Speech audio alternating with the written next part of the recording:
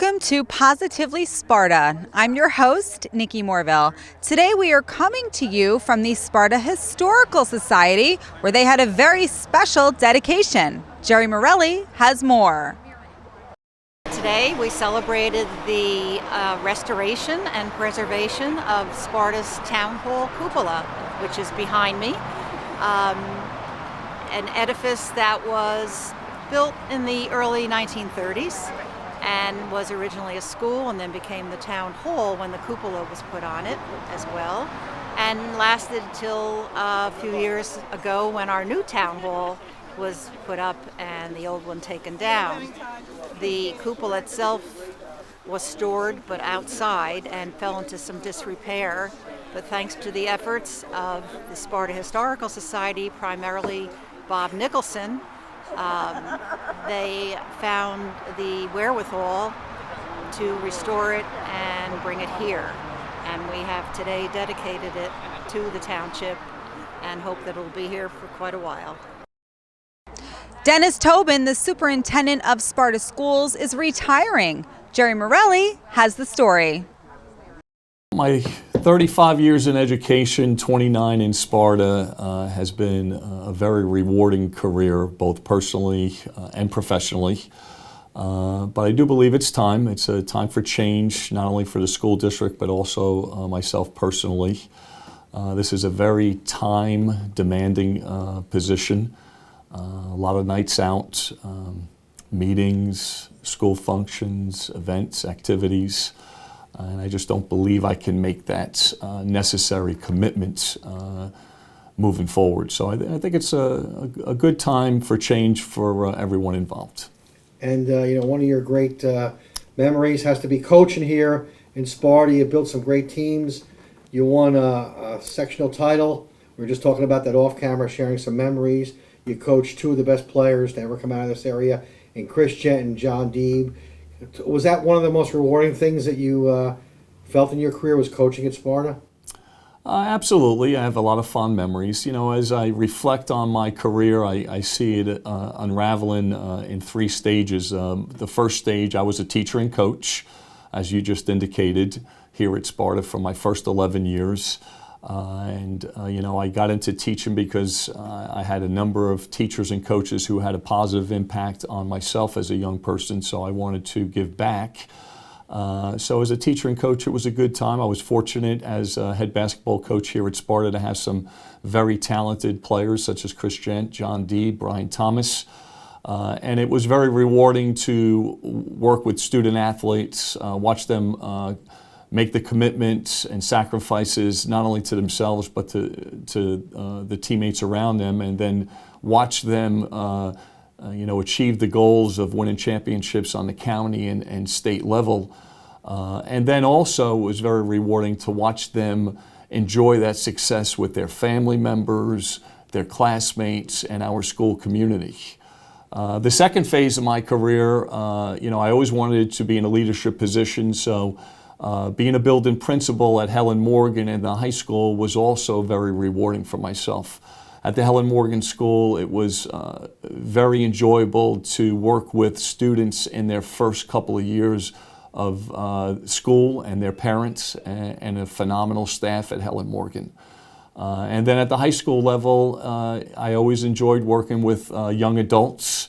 And of course, I was the high school principal when we went through the $70 million reconstruction project at the high school. So that was somewhat of an experience, educating 1,200 plus students at a construction site where, once again, we constructed a $70 million state-of-the-art building.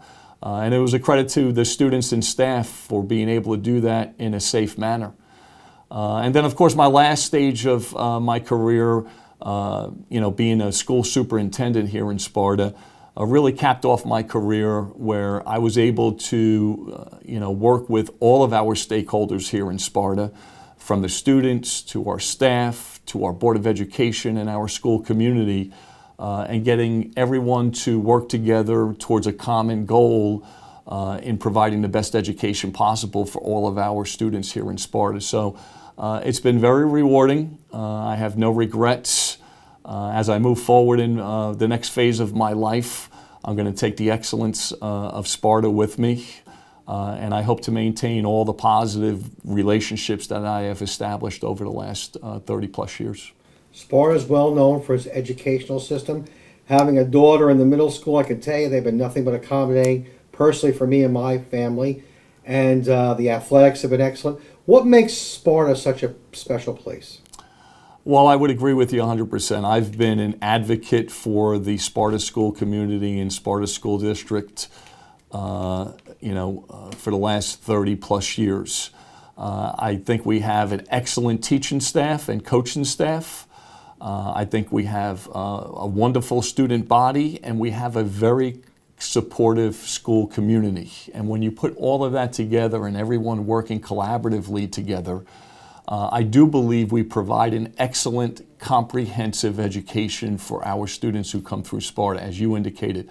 Excellent academic programming, and we provide a number of great things outside the classroom that we think are very important for students now and as they move forward in life. And that is our extracurricular programs, our music programs, our arts, and of course, our athletic programs. So we should all be very proud of what we provide our students here at Sparta. We have a very special story for you. A Sparta music teacher is bringing awareness to a Sparta community. There is a program called Turn the Town's Teal. It is in its 10th year, and it is it started out as a New Jersey thing where every September during National Ovarian Cancer Awareness Month, various volunteers would put up the ribbons that you see here all around town, okay, around their towns. And it started local in New Jersey, and now in its 10th year, they have ribbons in at least every state in the country, as well as many other countries as well. I've been actively involved in fundraising for ovarian cancer since 2005, when my own mother was diagnosed with the disease. So we came in contact with Turn the Town's Teal. For many years we've turned Edison, Woodbridge, and Metuchen teal. This is the first year, however, we've decided to do Sparta. I don't know why we haven't done it sooner, but I approached our mayor, Mayor Chris Quinn. She supported the idea, and she thought it was a wonderful initiative. She put me in contact with the folks down at Town Hall. I put the request in August, and they got it back to me quite soon. And I received the approval, and with a small crew of helpers, some friends and family, as well as folks down the street at the first aid squad, we put the ribbons up around town, around the post office, as you see here, down in front of Town Hall, and down in White Deer Plaza as well. I was so appreciative, not only one, to get the approval to put up the ribbons, but then the town council recognized our volunteers with the proclamation, which is awesome. Raising money for ovarian cancer is one thing that my family does, but this program, Turn the Town's Teal, it does something different. You know, the money goes towards programs and research. This starts a conversation. You know, people see them, and I've been approached, you know, have you seen the teal ribbons?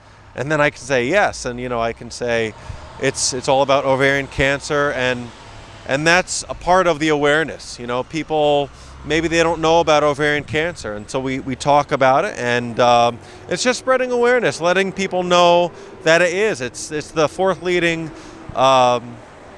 cancer in women. So it's a real problem, and so being involved in this year, especially in Sparta, is very important to me. So it's exciting. Sparta concerts in the park were once again a big hit. Morelli's got the story.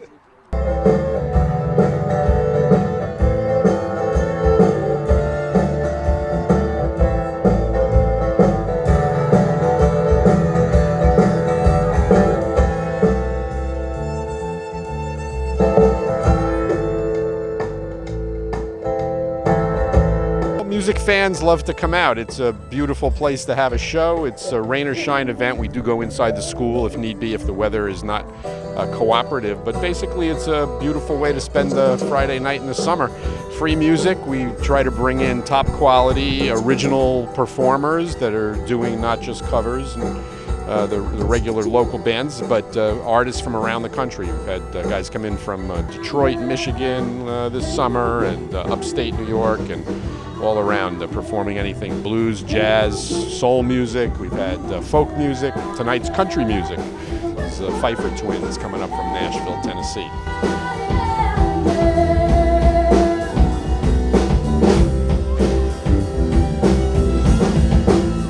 Originally from New Jersey. We live in Nashville, Tennessee now, but we grew up in Blairstown, then we moved to Newton in Sussex County. And I used to work in Sparta, so for us coming back and playing here is really nice because we get to see all of our friends and our family and everybody, so it's like a homecoming, really. Yeah, and the Sparta summer concerts are really cool because they get really great artists. We're actually the last ones in this summer, I think. I think we're closing it up, so we're hoping that a lot of people come out and that they enjoy the music and have a really good time.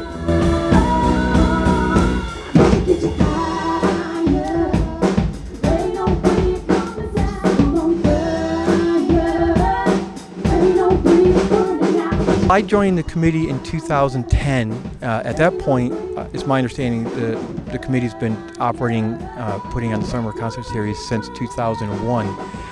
It's a pretty close-knit group. We get together at least once a month starting in January, where we start hammering out details with both sponsorship, inquiries, as well as, who's are the artists that we'd like to have return. Some new artists that have reached out to Stu and Neil to find out if there's going to be an opportunity for them to participate in the series. And then we try to get everything nailed down and pretty solidified by the end of May, so that once we start hitting, we have to send out contracts. The Township Finance Department helps out a great deal with that.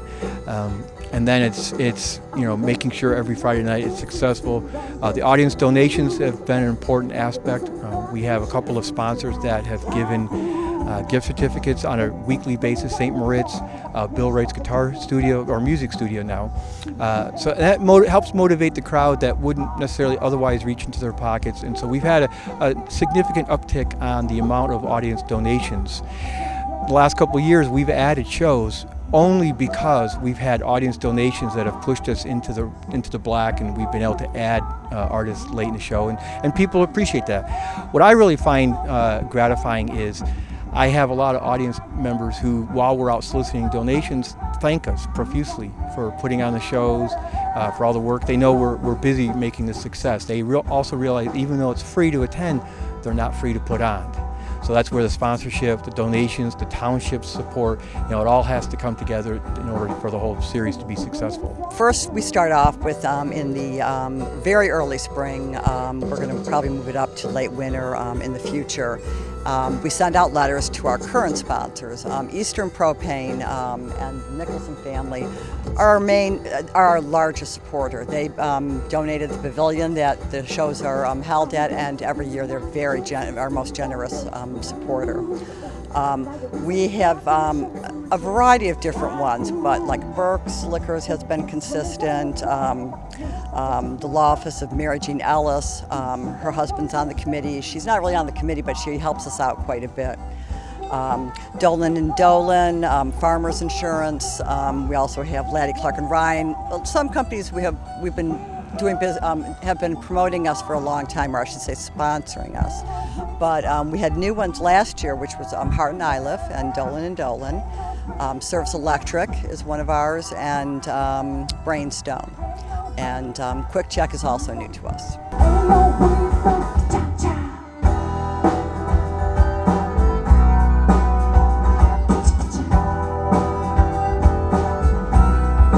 It's time for the sports portion of the show here on Positively Sparta. It's Pope John versus Sparta, boys soccer. First half action here at Manny Reese Field at Sparta, and off the Sparta corner kick, the ball bounces around before Sean McHugh gets it to Eric Da Silva, who bangs it home, and Sparta has a 1-0 lead over Pope John 5 minutes into the game. The Spartans almost make it 2-0 here. It's Eric Da Silva chasing down the header from Christian Murray, but he hits the crossbar, and then Murray's shot off the rebound goes wide. A great chance there. Now watch the all-out hustle here from Peter DeFelice of Sparta as he gets off the shot, and it's Alexander Russo with the save for Pope John before DeFelice sends the cross to Sean McHugh for the goal, and Sparta has a 2-0 lead 14 minutes into the half. All right, later in the half, and Sparta creates a chance here. Watch Sean Lowry send in the service, but it's the Pope John keeper, Alexander Russo, with the stop, and we go to the half with Sparta holding the 2-0 lead. Second half action we go, and 10 minutes into the half, it's Pat Cowell with the shot that deflects off the Sparta defender for the goal, and Pope John makes it a one-goal game, 2-1 Sparta. Sparta looks to answer, and it's the hard-charging Peter DeFelice. Watch him go up the wing, beat the defender, and find the corner, and it's 3-1 Sparta midway through the half. Pope John's putting on the pressure, and it's Michael Palmisano with the shot, and Sparta freshman keeper Danny DeMarco makes the foot save here to keep it a 3-1 match. Then it's Pope John goalie Alexander Russo with the stop here as he covers up to keep the Lions in the game. And it's Danny DeMarco here with the stop as he stones Jared Ottavenio as he sends in the shot for Pope John. Then Pope John gets a chance here, but the shot goes wide as Sparta goes on to post a 3-1 American Division victory in this Battle of Sparta, as the Spartans have now won 3 in a row. There's a soccer player for Veritas Christian Academy who is lighting it up. I think I started playing when I was 7. I'm the youngest of 4 siblings, and so when all my other siblings were playing sports and I was left at home, I just decided, hey, soccer would be fun. And so I played soccer for a rec league, and I really liked it. And eventually I started playing travel, then club, and now I play for Veritas. Tell us about the program at Veritas. Tell us about the team. You're the leader of the team, I guess. Tell us about the team this year.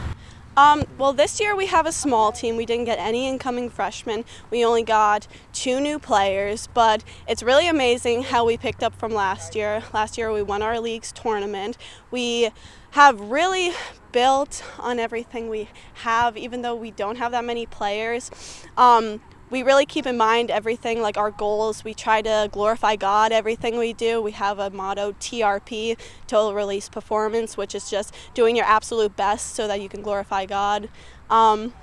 This year we're doing all right. It's hard with so little players, but we're really making do with what we have.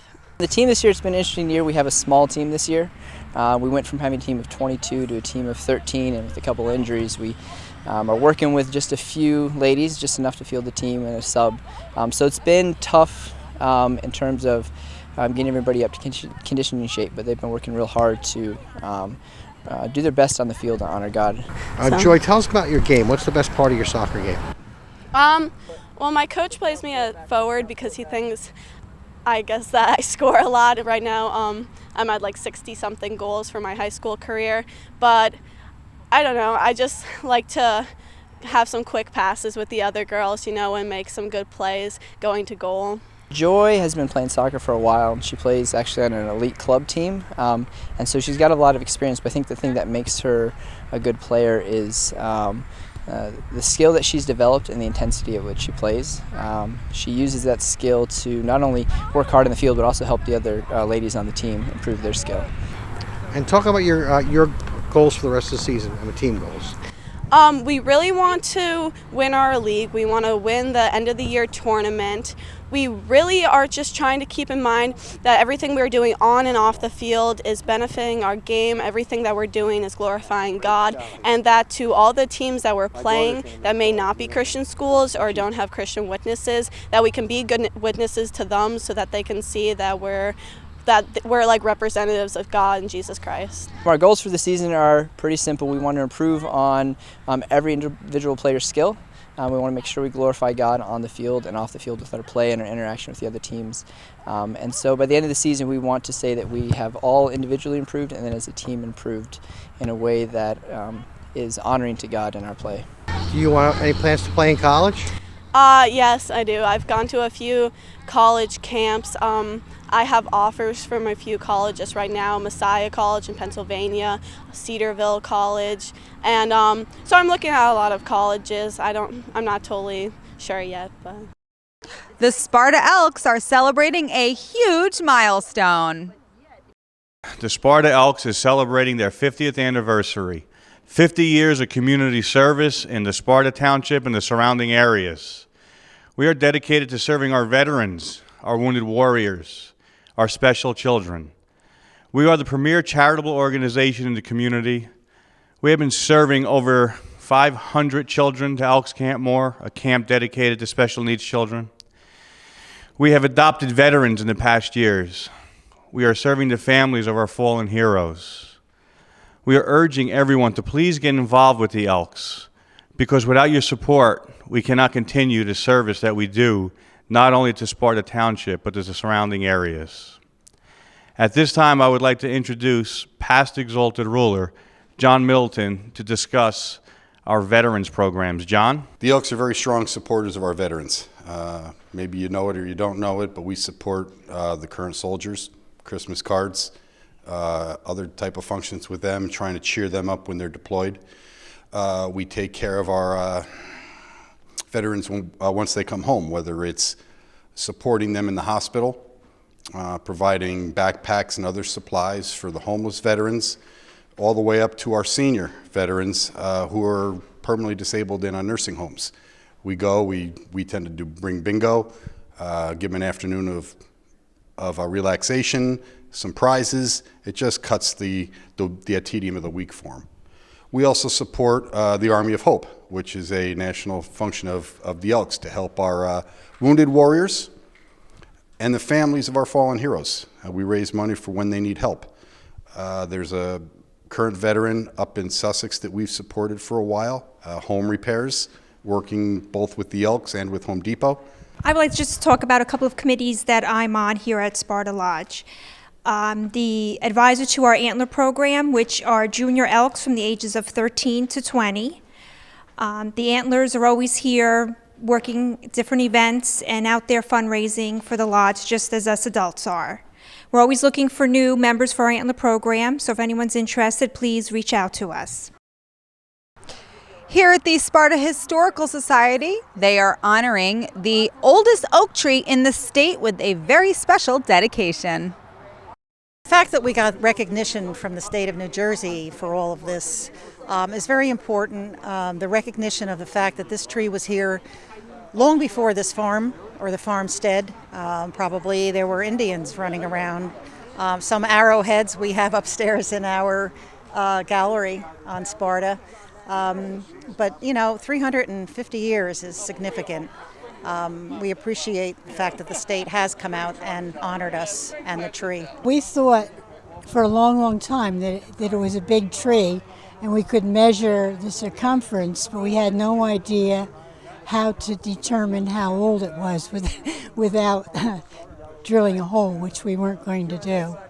And so when Renee Ferguson first got interested in it and tried to get somebody to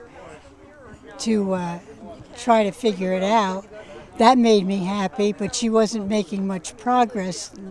They weren't really cooperating. And then Marianne came along and discovered the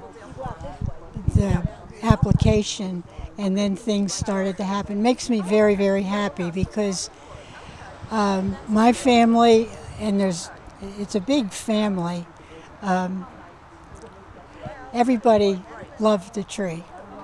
And everybody, I think, is very happy that today is happening. It's a great pleasure to be here today. It's kind of a nice day to kind of put aside the measurements that we do a lot of hard work. I had to do a lot of hard work the last 5 months to update the inventory of the Big Tree program, and to be here today and witness a municipality that is so happy to have a big tree, even if it's not the #1 champion, they're still willing to have a nice ceremony. Is a great pleasure and honor to be here. The way we determined that it was a 360-year-old tree is that there is a growth factor for white oak, and the growth factor for white oak is 4, and we are measuring the circumference of the tree for the national point system, and by getting the circumference in feet, we are able to determine the diameter from that, and then we multiply the diameter by the growth factor to get the approximate age, which is 360 years. The alternative way to do that would be to core the tree, which is going to not necessarily hurt, it's going to injure the tree. It is going to plug into the tree and it's going to give us the growth rings, and we could count the growth rings to determine the total age, and that would be more accurate, but this is a way to measure the tree without injuring the tree. The oldest white oak in the state of New Jersey is the Salem white oak. They are saying that the age is near 600 years. I think it's less than that. I don't have the exact stats on the Salem oak right now, but as far as age-wise, I believe that the Salem oak still notches this one out a little bit. A new clothing store has come to Sparta, and it's called Hillards. It's fantastic. I came in yesterday. I needed a quick pair of leggings, and I found two that fit perfect. I needed a shawl for my son's wedding. I found that. I found a blouse, and it's really terrific selection and great prices. And I'm here to buy a shawl for my daughter today. Wedding is in an hour and a half, and we have 3 choices, so I'm thrilled. Jerry Morelli caught up with some spooktacular Halloween festivities here in Sparta. So Sparta Ambulance Squad, one of the biggest things we like to do is we like to get out and involved in the community. We attempt to, better engage with people, let them know we're here. We are always available, and we are always recruiting too. We're a volunteer agency, and part of that is we're always looking to get more people. So by engaging the community at events like this, we get people to see our vehicles, meet our personnel, and it's just a great way to get involved and make sure everyone knows, hey, we're not just someone in a building, you can come and talk to us. So now the kids get to interact, and maybe in the future they'll be interested in stopping by. I was looking online and I saw one that saw a Toy Story room, and I had lots and lots of Toy Story stuff, and I decided to make it spooky because it's Halloween. We love Halloween. It's like one of our best holidays. We bought, I think, like 900 or almost 1,000 pieces of candy. We were here last year or the year before, and we went through the candy so fast. So I love the Halloween costumes. I saw a girl dressed like a piece of bacon. It's like, so I love love the kids in the costumes. It makes my year. Hey folks, here's your community billboard on Positively Sparta.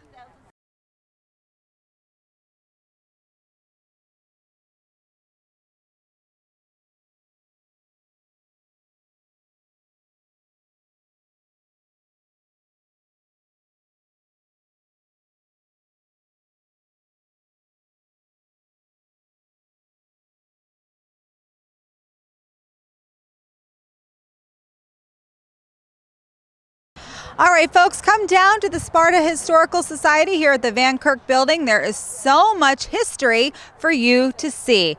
Definitely a must-see in Sparta. Come check it out.